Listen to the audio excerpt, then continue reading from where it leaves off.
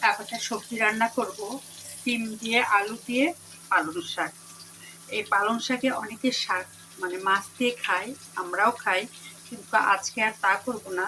আজকে মাছ আলাদা রান্না করেছি, এই জন্য পালং শাক দিয়ে, সিম দিয়ে, আলু দিয়ে সবজিটা রান্না করব। এতে খুব মজা হবে রান্না করলে, কারণ পালং শাক সবারই পছন্দ সবজি। আলু সিমও সবার পছন্দ, আর শীতের সবজি সিম আর পালং শাক খুব টেস্ট হবে। এই জন্য আমি এখন চিন্তা করেছি মাছ আলাদা রান্না করছি, আর পালং শাক সিম আর আলু দিয়ে আলাদা একটা সবজি রান্না করবো।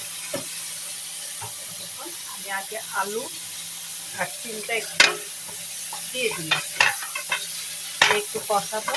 তারপরে আমি যেটা এক হাত দিয়ে ভিডিও করছি, এই জন্য আমার একটু কষ্ট হচ্ছে, তারপরেও আমি ভিডিও করি।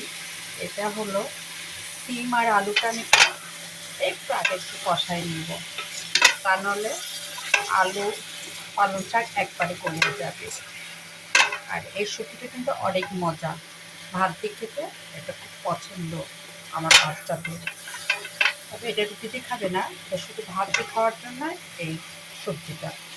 সিম, পালং শাক আর আলু আমি একটু নেড়ে নিলাম, কষাই নিলাম। এখন আমি আর একটু কষাবো, তারপরে পালং শাকটা দিয়ে দিব।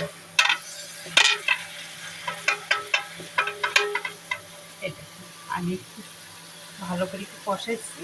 আমার পালং সিম আর আলু অনেকটা সিদ্ধ হয়ে গেছে। এখন পালং শাকটা আমি দিয়ে দেব, কারণ দুটো একসঙ্গে, তিনটে একসঙ্গে দিলে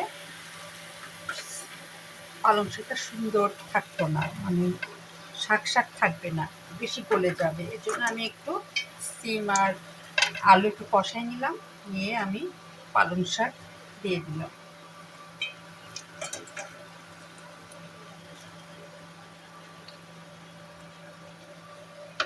এটা শুধু ভাত দিয়ে খাওয়ার জন্য আমি আজকে রান্না করছি।